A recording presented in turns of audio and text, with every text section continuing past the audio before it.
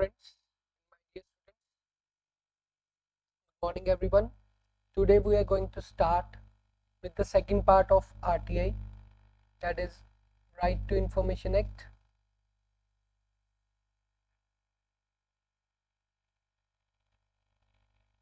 Information Act 2005. So let's begin with the organizational hierarchy of public authority. मतलब कौन कौन सी organisational हियरार्कीज होती है पब्लिक अथॉरिटीज के अंदर। सबसे पहले सबसे ऊपर है जी गवर्नमेंट ऑफ इंडिया। वो अपने नीचे क्या करती है, उसके नीचे क्या होती है, नोडल मिनिस्ट्री। तो नोडल मिनिस्ट्री को various authorities of ministers and departments में डिवाइड किया गया। Ministry 1, ministry 2, ministry 3, ministry 4 and number of ministries. ठीक है जी। ईच मिनिस्ट्री को बच्चे 5 ग्रुप्स में डिवाइड किया गया। Each ministry categorise various agencies under it into 5 groups. कौन कौन से हैं? Statutory bodies, constitutional bodies, line agencies, autonomous bodies and private bodies. Each national level authority maintains the list of its regional level public authorities. ये जो सभी के under क्या है, ये जो नेशनल लेवल बॉडीज हैं, each category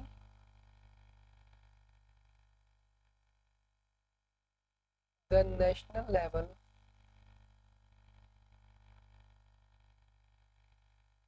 public authorities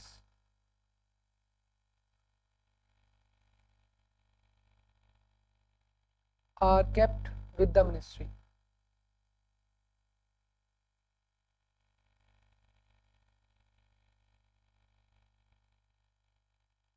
जो नेशनल लेवल अथॉरिटी हैं वो क्या करेंगी, वो रीजनल लेवल अथॉरिटी अपने नीचे रखेंगी। रीजनल लेवल अथॉरिटीज अपने नीचे स्टेट लेवल अथॉरिटी रखेंगी।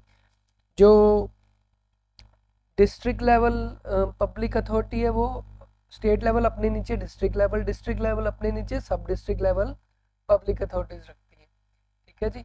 इस तरह से उनकी हायरार्की फॉलो की जाती है। फर्दर ऑब्लिगेशंस क्या आती हैं, जिम्मेवारियां क्या हैं पब्लिक अथॉरिटीज, सेक्शन 4 में डिफाइन की गई हैं। सबसे पहली है जी मेंटेनेंस ऑफ रिकॉर्ड्स। रिकॉर्ड्स को मेंटेन करना, ये सबसे पहले और मेन ऑब्लिगेशन है पब्लिक अथॉरिटीज की। रिकॉर्ड कैसे, जो भी कैटलॉग्स या इंडेक्स में रिकॉर्ड्स को मेंटेन करना, रिकॉर्ड्स जो फैसिलिटेट करें राइट टू इंफॉर्मेशन को, तो कंप्यूटराइज होने चाहिए, रीजनेबल टाइम के अंदर उनको रिकॉर्ड कर लेना। ये सभी फंक्शंस मेंटेनेंस ऑफ रिकॉर्ड्स में आ जाते हैं। दूसरा आता है स्यू मोटो डिस्क्लोजर। स्यू मोटो डिस्क्लोजर क्या है, यदि हर एक पब्लिक अथॉरिटी को तो पब्लिश करनी चाहिए following categories of information within 120 days of enactment of right to information. 120 days के अंदर अंदर खुद ही पब्लिश करें information, like particulars of the organisation function and duties. तो पर्टिकुलर्स 120 दिनों के अंदर अंदर जैसे ही राइट टू इंफॉर्मेशन एक्ट में एनेक्ट हो जाए वो लोग, तो suo motu automatically by law वो 120 दिनों के अंदर अंदर कुछ इंफॉर्मेशन डिस्क्लोज करें, जैसे पर्टिकुलर्स ऑर्गेनाइजेशन की उनकी duties, powers of the office and the officers and the employees, decision making process किस तरह का है, channel of supervision and accountability किस तरह की है। तो ये सभी रूल्स एंड रेगुलेशंस क्या फॉलो किए जा रहे हैं, एम्प्लॉयज़ कैसे अपनी ड्यूटीज डिस्चार्ज कर रहे हैं, ये सभी डिटेल्स डिस्क्लोज करें। Further publication of facts about policies and decisions. जो भी पॉलिसीज या डिसीजंस लिए जा रहे हैं तो उसको पब्लिश करें। फैक्ट्स के formulating important policies and announcing the decision affect to the public. जो भी पॉलिसीज जो पब्लिक को अफेक्ट करती हैं उनकी अनाउंसमेंट प्रॉपरली आके करें, जिस वजह से पब्लिक अथॉरिटीज़ की ये भी ड्यूटी बनती है कि वो इस तरह की पॉलिसीज़ बनाएं और उसके ऊपर टाइमली डिसीजंस लेते रहें टाइम टू टाइम। तो ऑब्लिगेटरी है, every public authority should publish all relevant facts. And ये ज़रूरी किया गया है कि कोई भी पब्लिक अथॉरिटी अगर कोई नोटिस या पॉलिसीज़ बना रही हैं तो वो पब्लिक तक फॉर्मुलेट इंफॉर्मेशन पहुंचनी चाहिए, और वो फॉर्मुलेशन इस तरह से करनी चाहिए कि जल्दी से जल्दी भी लोगों तक इंफॉर्मेशन पहुंचे। Further providing reasons for decisions, तो बेसिक रीजंस क्या है? Every public authority should provide reasons for administrative and quasi judicial decisions to be affected persons. तो अगर कोई अफेक्टेड पर्सन है तो उसके ऊपर रीजनेबल एडमिनिस्ट्रेशन के थ्रू वो क्वासी जुडिशियल्स जो भी आए हैं तो उनके बारे में इंफॉर्मेशन पब्लिक अथॉरिटी को देनी चाहिए। Further public authorities in their ordinary course of business take various administrative and quasi judicial decisions which affect the interest of the people. तो अपने एडमिनिस्ट्रेशन के टाइम पे वो ऐसे डिसीजंस लेते हैं जो लोगों को इंफॉर्मेशन को अफेक्ट करते हैं। Further such affected persons have right to know the reasons for such decisions. जो भी अफेक्टेड पर्संस हैं तो उनका राइट बनता है कि वो इन्फॉर्मेशन ले पाए, तो उनकी ड्यूटी बनती है कि वो उनको इन्फॉर्मेशन प्रोवाइड करें कि उन्होंने ऐसा डिसीजन क्यों लिया। Further dissemination of information, dissemination means making known or communicating the information, basically sorry, making known or communicating the information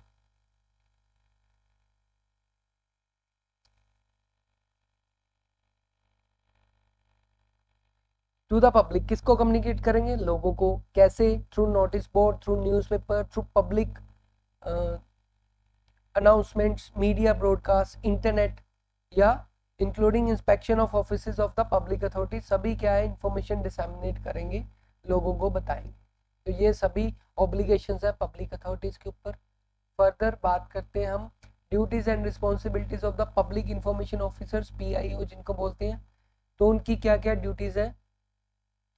सबसे पहले public information officers PIOs duties क्या है इनकी? Are given in right to information act 2005 are as follows, deals with request from persons seeking information and render reasonable assistance to the person seeking information. तो जो भी अगर कोई person request करता है उसको इंफॉर्मेशन प्रोवाइड करने का काम करते हैं उनको रीजनेबल असिस्टेंस प्रोवाइड की जाती है टू पर्सन सीकिंग इंफॉर्मेशन, जो भी इंफॉर्मेशन डिमांड करता है अंडर सेक्शन 5(3). दूसरा रेंडर रीजनेबल असिस्टेंस, अगर कोई पर्सन रिक्वेस्ट कर रहा orally to reduce the same in writing तो उसको भी असिस्ट करना, उसको इंफॉर्मेशन प्रोवाइड करने में हेल्प करते हैं PI officers. Further disposal of request within 30 days, जो भी रिक्वेस्ट इंफॉर्मेशन डिमांड की गई है उसको विद इन 30 डेज वो रिक्वेस्ट को पूरा करने की कोशिश करते हैं with the payment of such fees as may be prescribed, और reject the request for the reason specified. अगर वो रिजेक्ट करते हैं तो उसका भी रीजन स्पेसिफाई करते हैं। ये इनकी ड्यूटीज बनती हैं अंडर सेक्शन 7(1). इन सेक्शन अगर वो रिजेक्ट करते हैं तो सेक्शन 8 और 9 में रीजन बताना जरूरी है कि वो क्यों रिजेक्ट की गई इंफॉर्मेशन ना डिस्पोज ऑफ करने का reason. Further provide information within 48 hours if information sought concerns like liberty of a person, तो उसकी जो भी इंफॉर्मेशन है विद इन 48 आवर्स वो प्रोवाइड करनी जरूरी हो जाती है अगर वो किसी की लाइफ या लिबर्टी से जुड़ी हुई कोई इंफॉर्मेशन है। If the person is to be provided on payment of further fee, send intimation to the applicant। अगर कोई और एक्स्ट्रा फीस डिमांड उनकी बनती है तो उनको इंटीमेट करना भी इनकी ड्यूटी बनती है PIO की। अगर किसी एप्लीकेंट ने कोई फीस फिल की है, अगर उसके अलावा कोई एक्स्ट्रा फीस बनती है तो वो भी इंटीमेट करना इनकी ड्यूटी बनती है। Assistance to sensory disable to access records and informations, तो अगर कोई सेंसरी डिसेबल्ड है उनको कोई इंफॉर्मेशन असेस करनी है तो उनको भी असिस्ट करने भी इनकी ड्यूटी बनती है। If the third party involve takes into consideration the representation made by the third party under section 11, अगर कोई थर्ड पार्टी इन्वॉल्व है तो उनको भी ध्यान में रखते हुए कंसीडर करना जरूरी है। Further where request for information rejected communicates to the applicants, अगर इंफॉर्मेशन रिजेक्ट हो गई है, अगर वो इंफॉर्मेशन नहीं प्रोवाइड कर सकते तो एप्लीकेंट को कम्युनिकेट करना भी जरूरी है। ये सारी ड्यूटीज है जी पब्लिक इंफॉर्मेशन ऑफिसर्स की। टाइम लिमिट क्या है जी डिस्पोजल ऑफ एप्लीकेशन की? अगर तो इंफॉर्मेशन सप्लाई हो रही नॉर्मल कोर्स को तो within 30 days of receipt of the request. अगर supply of information is concern with life and liberty of a person तो 48 hours of the receipt of the request. अगर supply of information किस बात की है? If the application is received through APIO assistant public information officer के through application आई है तो 5 days shall be added to the time period indicated in serial 1 and 2 5 दिन दोनों में ऐड कर दिए जाते हैं, तो 5 दिन एक्स्ट्रा मिल जाते हैं अगर APIO के द्वारा कोई इन्फॉर्मेशन सप्लाई करने के लिए आती है। Supply of information if applicant request is received after transfer from another public authority, तो ये भी 5 डेज ऐड हो जाते हैं ये दोनों केसेस में। अगर तो नॉर्मल कोर्स में है, रिक्वेस्ट ट्रांसफर होके आई है, तो within 30 days of the receipt of the applicants by the concern public authority. अगर in case of information concern by the life of person within 48 hours of the applicants by the concern public authority. तो अगर transfer होके भी आई है तो भी 30 days का time मिलेगा, और अगर life of liberty of a person के थ्रू आई है तो भी 48 आवर्स के अंदर अंदर उनको इन्फॉर्मेशन डिस्पोज ऑफ करनी होगी। Supply of information, here the applicant is asked to pay additional fees. अगर एडिशनल फी उसके लिए डिमांड की है एप्लीकेंट से, the period intervening between information and the applicants about additional fee and the payment of fee by the applicant shall be excluded. उसके बाद वाले period के डेज काउंट करेंगे जब तक उसकी फीस नहीं आ जाती, और जब वो आ जाती है उसके बाद उसका पीरियड ऑफ रिप्लाई कैलकुलेट किया जाएगा। Supply of information by organisation specified in schedule 2, उस केस में if the information release to allegation of violation of human rights, तो 45 days from the receipt of applications, and in case of information leads to allegation of corruption, तो within 30 days of the receipt of application. अगर corruption के allegation है तो within 30 days information provide करनी जरूरी है।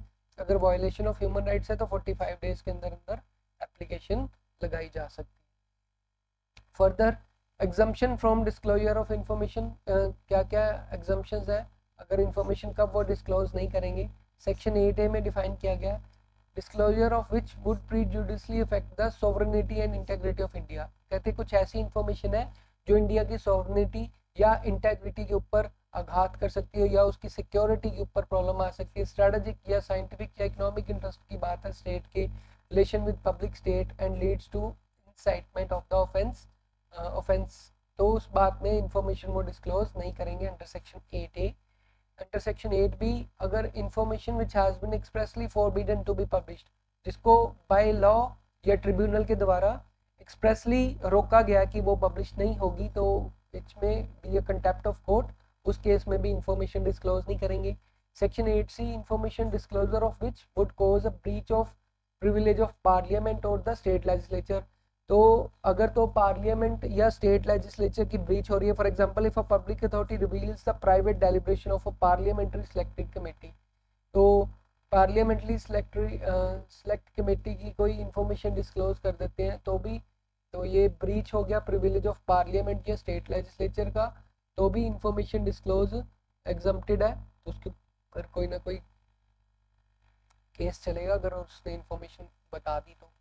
Further 8D, information including commercial confidence like trade secrets या intellectual properties या disclosure of which would harm the competitive position of the third party unless the competent authority is satisfied that the large public interest warrants the disclosure of such information। अगर तो third party को satisfy किया गया कि वो large peoples के हक में है, उनके इंटरेस्ट है उस चीज़ को इंफॉर्मेशन को पाने में, तो वो कमर्शियल इन्फॉर्मेशन प्रोवाइड की जाएगी। अनलेस अदरवाइज अगर वो कोई ट्रेड सीक्रेट्स हैं या इंटेलेक्चुअल प्रॉपर्टी राइट्स का कोई है तो डिस्क्लोज नहीं करेंगे, बिकॉज ऑफ द जिसके कारण किसी थर्ड पार्टी की कॉम्पिटिटिव पोजीशन हर्ट होती हो।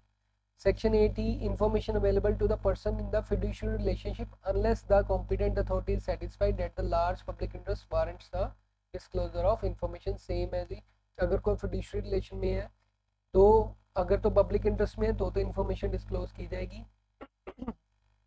अनलेस अदरवाइज तो वो इंफॉर्मेशन डिस्क्लोज नहीं की जाएगी।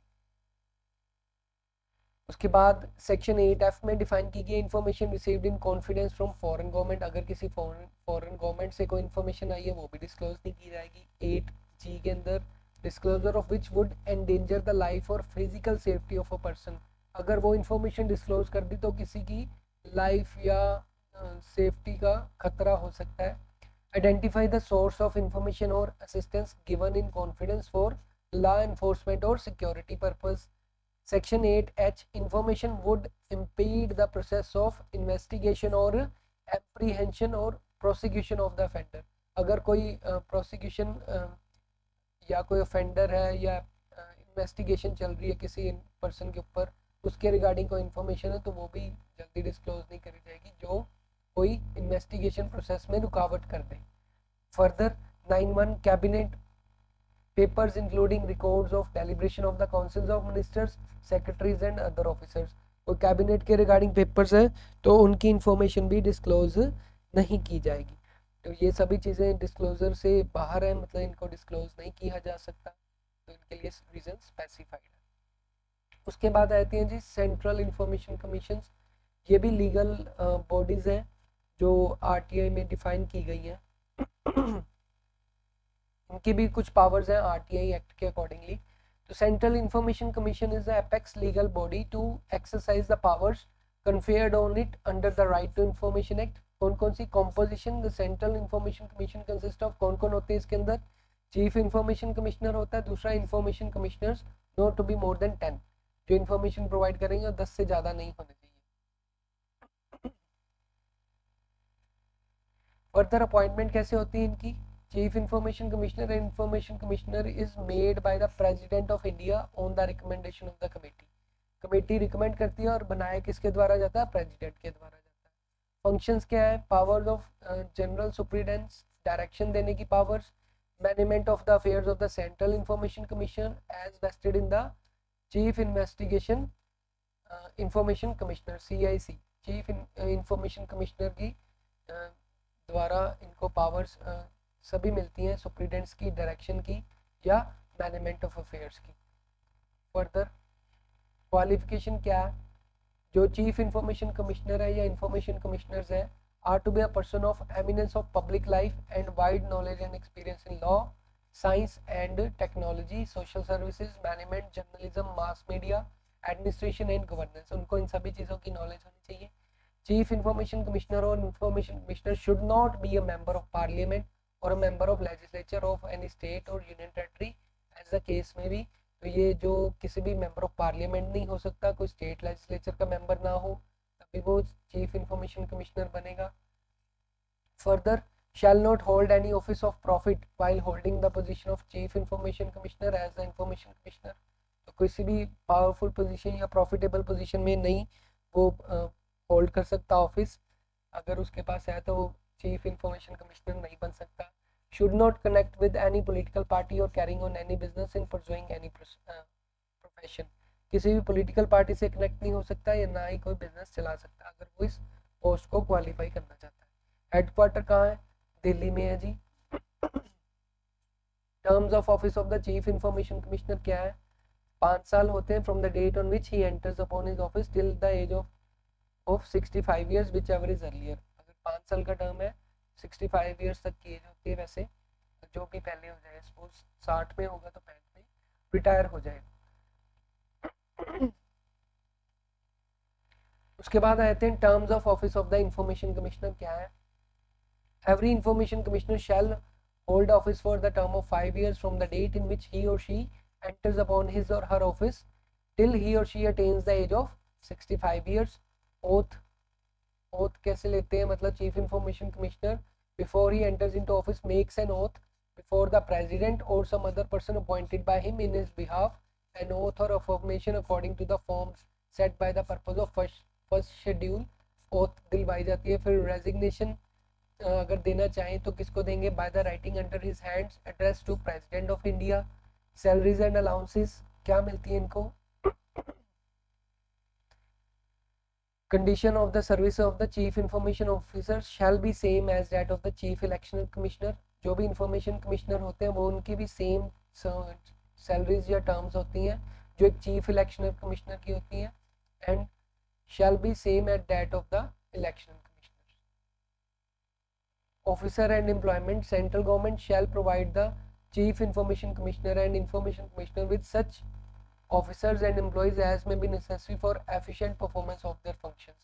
तो सेंट्रल गवर्नमेंट की ड्यूटी बनती है कि वो उनको ऐसे ऑफिसर्स प्रोवाइड करें जो उनकी काम को एफिशिएंटली परफॉर्म कर सके। Removal of chief information commissioner, president of India can remove the information commissioner according to the provisions given in section 14। तो प्रेसिडेंट ऑफ इंडिया इनको रिमूव कर सकते हैं। सिमिलरली स्टेट इंफॉर्मेशन कमिश्नर्स की अपॉइंटमेंट है, उनकी कंपोजिशन है, फंक्शंस है। स्टेट इंफॉर्मेशन कमिश्नर को section 15 of the act define किया गया है। shall have a staff commission, उनके पास क्या होता है, स्टाफ कमीशन होता है। जो पावर्स और फंक्शंस परफॉर्म करने में इनके, जो इनको पावर्स एंड फंक्शंस दिए जाते हैं, असाइन किए जाते हैं अंडर दिस एक्ट। कॉम्पोजिशन क्या होती है इसके भी दो पार्ट में, चीफ इंफॉर्मेशन कमिश्नर और स्टेट इंफॉर्मेशन कमिश्नर, ये भी 10 से ज़्यादा नहीं होने चाहिए। अपॉइंटमेंट, तो इनकी appointment in the recommendation of committee head by the chief minister of the state. इनको कौन क्या है, chief minister of state appoint करता है। Chairperson of the committee, the other members of the committee are leaders of opposition in the legislative assembly and the cabinet minister nominated by the chief minister. Functions क्या perform करते हैं, ये भी general सुप्रीडेंस का, direction का, management का of the affairs of the state information commissioners.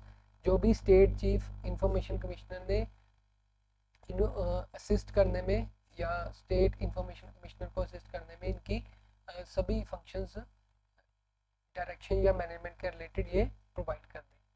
Further qualifications क्या है, shall be a person of eminence, जिसके पास नॉलेज हो किसके regarding law, science, technology, social service, management, journalism, mass media and administration in government. Further clarified that the state chief information commissioner या information commissioner shall not be a member of parliament या member of state legislature और union territory का member ना हो। headquarter इनका कहाँ पर है, तो such as a place in the state as the government may be notified in the official gazette, जो state government notify करेगी अपने official gazette में वही इनका headquarter होगा। However, the State Information Commission may, with the previous approval of the state government, establish office at other places in the state। वो अगर कोई और जगह ऑफिस एस्टेब्लिश करना चाहें तो स्टेट गवर्नमेंट के अप्रूवल से कहीं भी ऑफिस शिफ्ट कर सकते हैं। टर्म्स ऑफ द ऑफिस क्या है, shall hold the office for the term of 5 year for the date on which he enters the office और he attains the age of 65 years whichever is earlier। Chief information commissioner shall not be eligible for reappointment, उनको भी reappoint नहीं किया जा सकता 5 साल की tenure के बाद। Further terms of office same है जी, 5 साल या 65 ईयर्स। फर्दर रीअपॉइंटमेंट नहीं होती।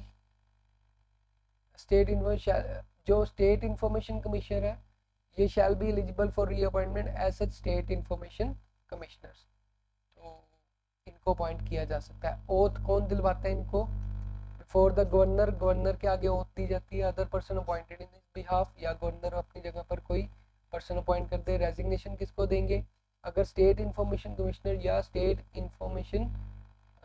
चीफ इंफॉर्मेशन कमिश्नर या स्टेट इंफॉर्मेशन कमिश्नर रिजाइन करना चाहें हेड ऑफिस, ये राइटिंग्स में दे सकते हैं किसको, गवर्नर को। ठीक है, एज स्पेसिफाइड मैनर किस तरह में, जो सेक्शन 17 में डिफाइन किया गया। सैलरीज इनकी सेम जैसे इलेक्शन कमिश्नर की होती है, सेम सैलरीज इनको प्रोवाइड की जाती है। ठीक है, तो और जो स्टेट इंफॉर्मेशन कमिश्नर की उसकी भी चीफ सेक्रेटरी के अकॉर्डिंगली ही सैलरी दी जाती है स्टेट की।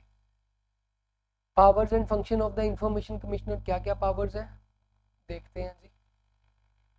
Powers to receive or inquire the into the complaints, इनके पास भी अगर कोई भी कंप्लेंट आती है तो उसके रिगार्डिंग कोई भी इंक्वायरी करना चाहते हैं तो ये कर सकते हैं। कोई भी सर्कमस्टांसेस हो सकते हैं, वो person is unable to submit request to the PIO for any reason, तो उनके पास पावर होते हैं, बिना एप्लीकेशन के भी ये इंक्वायरी कर सकते हैं।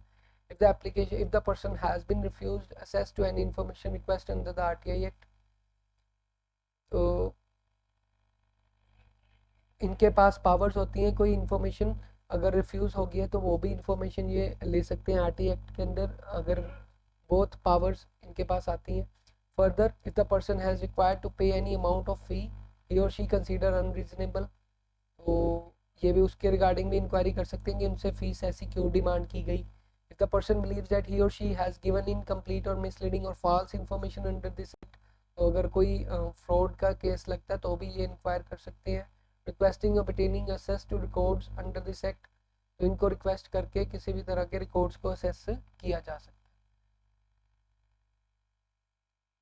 उसके बाद inquiry by the information commission, हाँ जी, may intimate or inquire if it satisfies there are reasonable grounds to inquire into the matter, अगर कोई इनसेटिस्फाई है इंफॉर्मेशन से तो स्टेट इंफॉर्मेशन कमिश्नर के पास पावर होती है, वो दोबारा री इंक्वायरी करवा सकते हैं। Powers of a civil court, अगर किसी भी मैटर में इंक्वायरी कर रहे हैं under section 18, the central information commissioner और state information commissioner has the same powers as vested by the civil code procedures 1980। कैसे कैसे ये समन कर सकते हैं किसी को अटेंडेंस लगाने के लिए ओरल या रिटन में, एविडेंस ऑफ ओथ या प्रोड्यूस ऑफ डॉक्यूमेंट्स और things, to require the discovery and inspection of documents, to receive evidence on affidavits, to requisite any public records or copies thereof any from court or offices, demand कर सकते हैं, to issue summons for examination of witness of documents, any other matters which may be prescribed, powers to examine any records during the inquiry of complaints under this act. The Central Information Commission or the State Information Commission may examine any records of act under the control of the public authority. किसी भी public authority के अंदर कोई record है वो इनको examine कर सकते हैं. How and when and where a file can be appealed. हाँ जी, first appeal है तो reasons for lodging appeal, decisions not received within the time specified, तो ये appeal file कर सकते हैं. Person is agreed by the decision of PIO. तो where to lodge, appellate authority कौन सी है जी, senior rank to PIO, appellate होगी डिपार्टमेंट appellate अथॉरिटी का. तो time of lodging and appeal 30 days के अंदर अंदर from the expiry of stipulated period to give information from the date of receipt of the decision by the PIO.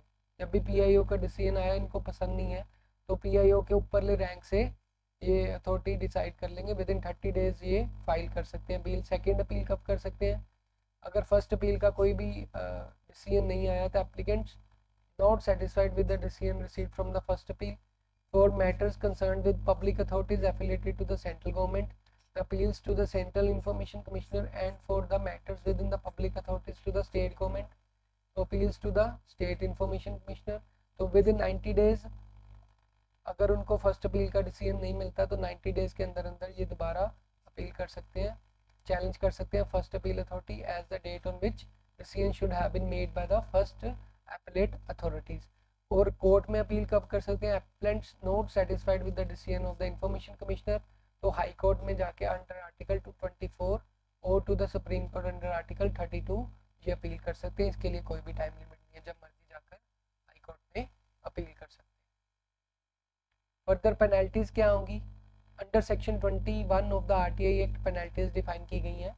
The information commissioner can impose a penalty on the public information officer on any other officers who violates any of the following provisions. जो भी public PIOs अगर PIO refuses मना कर दे किसके लिए, to receive an application from the information without any reasonable cause, application लेने से मना कर रहा है information की बिना किसी reasonable cause के, अगर PIO without any reason or cause it does not furnish information within the time specified, वो information disclose नहीं करता तो भी उनके ऊपर penalty होगी. Further mandately denies the request for information malafidely, मतलब कोई हेरा फेरी के चलते वो information कोई request को deny कर रहा है. PIO knowingly gives incorrect or incomplete or misleading information, PIO गलत information दे रहा है या फिर destroys information regarding the subject of the request, PIO obstructs in the many or furnish the information, तो उसके ऊपर penalties लागू की जाएगी.